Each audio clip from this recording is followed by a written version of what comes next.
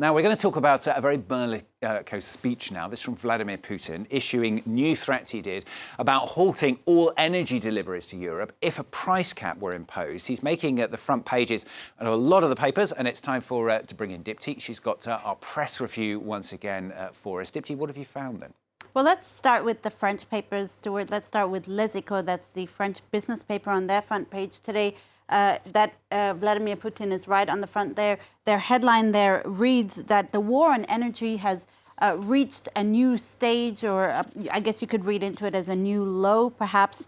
The paper really relaying Vladimir Putin's attacks on a, quote, collective West, accusing them of trying to maintain an old world order to dominate to the detriment of the rest of the planet. Now, that speech was given the thumbs up by the Global Times. That's the newspaper of the Chinese government. This paper here also featuring Vladimir Putin on its front page. The editor is really advocating for a relationship, quote, without restraint. So they're certainly encouraging this closening of ties between Russia and China. And it's really echoed in the Global Times' cartoon today, Stuart, here. And the Global Times often do mock the U.S. in their cartoons, and it's certainly no different today. You see this from the cartoonist here, who really sees the end, or heralds the end, of U.S. dominance.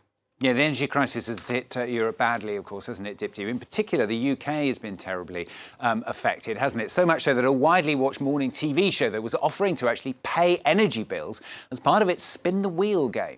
That's right, and it did receive a lot of backlash because of that decision. This is something that The Independent is looking at today.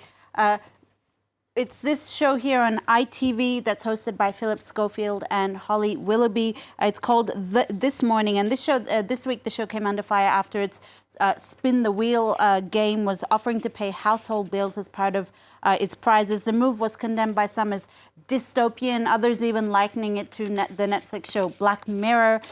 In any case, the show has now apologized for that and sort of rectified that prize. But The Independent looks at what it really represents for the kind of world that we're living in right now. The Independent calling this decision a tone-deaf attempt to address the cost of living crisis, but one that's revelatory of how dire the situation is and how much work is lying ahead for the government.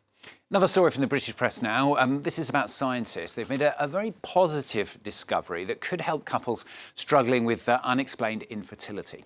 Yeah, it's a great story. It's sort of a good news story, if we can call it that. So it's on The Guardian today, which reports that researchers from several countries were part of this report that was published in the science journal Science Advances. The Guardian calls it a fundamental step in human fertilization. Basically, researchers have discovered this new protein that they called Maya, and it appears to be key in the fusion of sperm and eggs that leads to an embryo and eventually successful pregnancies. Now, tests, The Guardian say, could be developed, or at least researchers are hoping that that tests could be developed to explore whether sperm or eggs in infertile couples is due to this protein, and if so, they could eventually develop treatments. It could help infertile couples, and in fact, according to the World Health Organization, around 15% of couples around the world struggle with infertility. Story.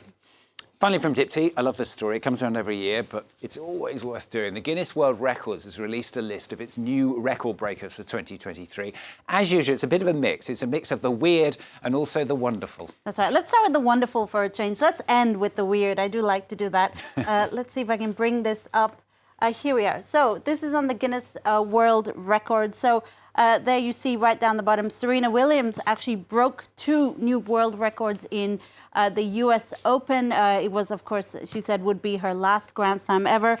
She clocked up 2 records, one for the most singles tennis matches won, 108, and the second one for the most Grand Slam singles matches won, that was 367. This guy up here, probably I would categorize this in the weird section. Professor Brian Cox, he set a record for selling the most tickets ever for a science tour, and apparently he beat his own record. Whereas this guy here, his name is Isaac Johnson, that's right, and he set the record, as you can see there, for the largest mouth gape. Is that the senior producer, Dipti? No comment. I think it is. No comment. Sorry, Eve, I'm only joking. He's upstairs, probably furious. So as you see, so as you see, this picture actually doesn't do justice to what Isaac can do, because he can apparently fit a full-sized orange and 4 stacked cheeseburgers in his mouth at the same time. If you're really keen to see if this is true or not, he's actually got a TikTok where 74 million people have watched him stuff weird things into his mouth. So you could certainly check that out.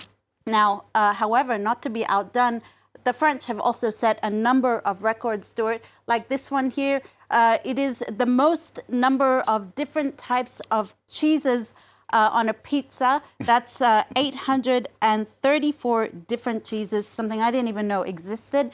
And finally, this guy here, he set a record for the quickest marathon run in a harlequin costume, Stuart. It's a very important record, Dipti. I'm not sure if you could break this one. No, exactly. I'm not sure it would suit me. But thanks very much, Dipti. Get along with the papers on France 24. Thanks.